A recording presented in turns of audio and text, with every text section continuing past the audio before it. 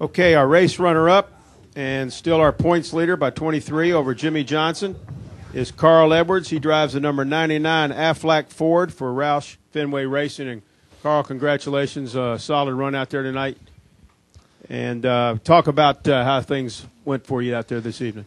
I definitely underestimated that restart a little bit. I saw Regan spin his tires, and I heard him pedaling a little, and I thought, man, don't beat him to the start-finish line because we got such an advantage with these tires. I didn't want to lose that way. So as soon as I started pedaling to stay even with him, Brad and him hooked up, and they were gone. So then I was chasing, and man, I really felt like that was our race to win. We had it. We had a great lead that we earned all night, and it was unfortunate we had that yellow. But Regan is a heck of a guy, and that's NASCAR racing. And as upset as I am to have lost that race, I'm happy for Regan and his accomplishment. So, but man, I'll run that one back a few times in my head. Questions for Carl Edwards? Raise your hand, please. Carl, this is the second surprise victor we've had this year after Trevor. Right. Talk a little bit about maybe how NASCAR's changed in the past few years, make it possible for Regan Smith, for Trevor Bayne, to be in victory lane. I think that's the wrong way to look at this. I think Regan is as good as any driver out there. So, those guys have earned what they have. There's a reason they sit on all those, I guess not poles, but they've been out qualifying everyone, and it's just a matter of time before they put a whole race together. So,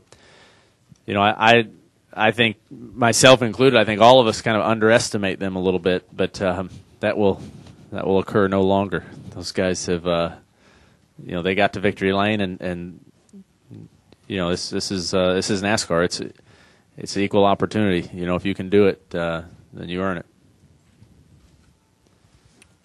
Take a question here from Jeff, and then we'll go to the press box.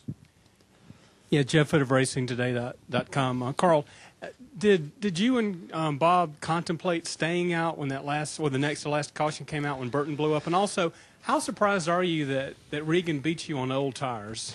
I didn't really contemplate staying out. I mean, I thought about it, but I thought, new tires would be such an advantage with 20 or 25 laps that I thought what we did was the right call.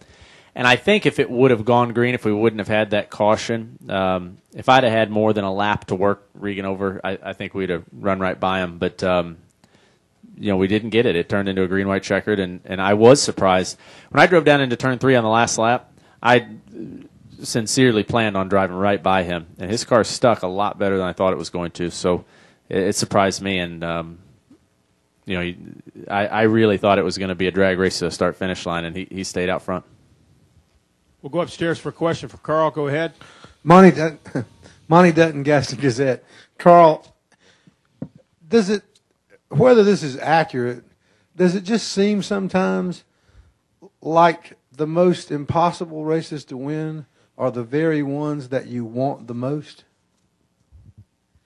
In the case of Darlington and me, yes, that seems to be true.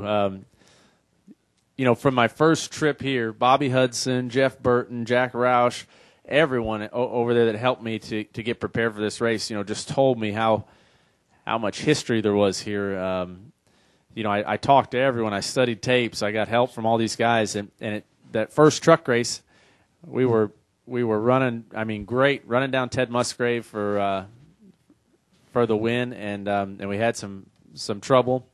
And then one time we were running down Jeff and Greg for the lead in the 500, and I think we had a oil pump belt come off or something like that. And then tonight, I really, I let myself for a minute imagine what it would be like to win this race, and it felt really good there for a minute, but it wasn't meant to be. So I'll keep trying. It's just sad that we have to wait a whole another year to come back here. I love racing here. This is as good as it gets for a driver.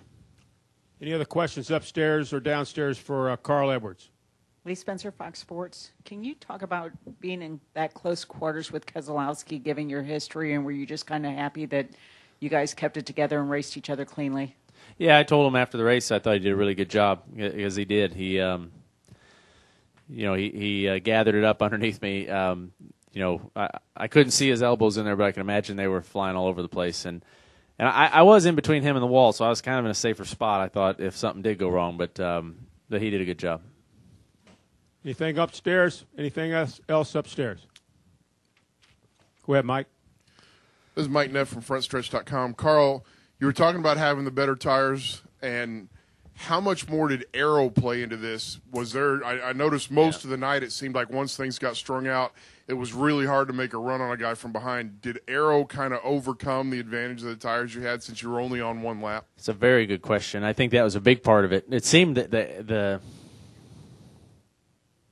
aero played a bigger role here than I think it ever has. I thought it was a larger factor in how fast your car went than the difference between the cars. So even if you had a faster car, sometimes you could catch a guy and you just couldn't overcome that bad air that you'd be running and trying to pass him. And there at the end, I think that might have been part of it. Regan did a good job. He drove in. It looked like he was going to drive in on the bottom into 3, and he kind of let it wash up in my path, and he did a really good job of mirror driving there a little bit. I don't know if he did it on purpose, but it kept my car from having the most grip that it could have. Go ahead, Jeff.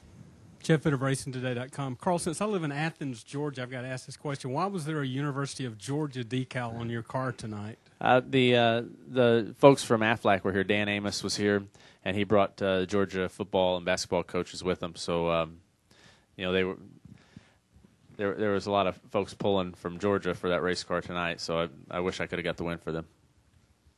I think we have one more question in the press box. Please go ahead.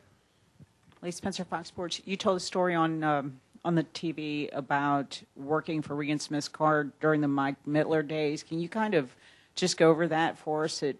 Just got bits and pieces of that story.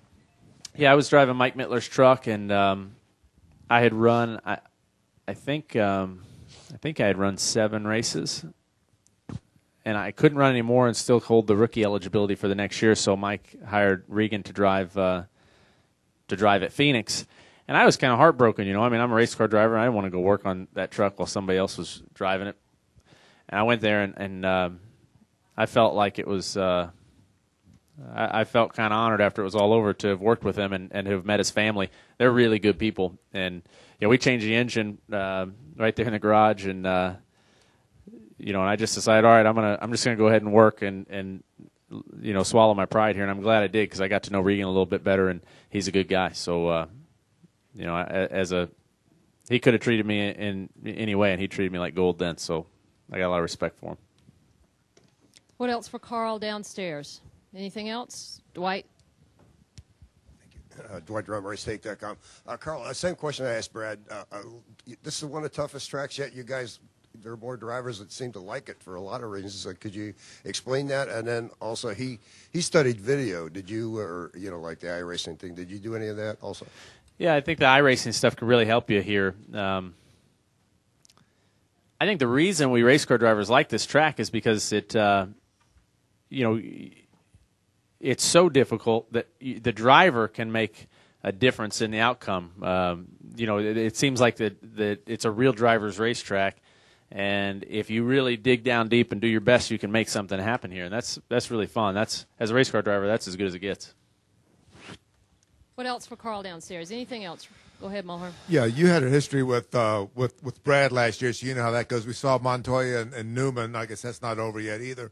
And I guess Montoya was into Jimmy Johnson tonight, and I don't know what all was going on. And then you saw, I guess, the Harvick-Busch thing, which goes back to last year at Homestead.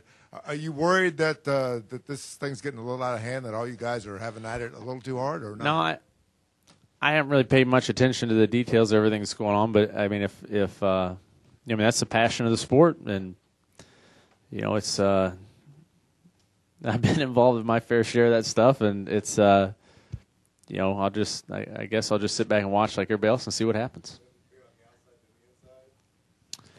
It depends. I mean, it is nice to just go out and race and to be upset after the race for finishing second, not not be in a altercation with someone or something. That's kind of nice, but I mean, this is racing, and you're going to have stuff like that, and I think all of us out there know that could happen anytime, and we're prepared.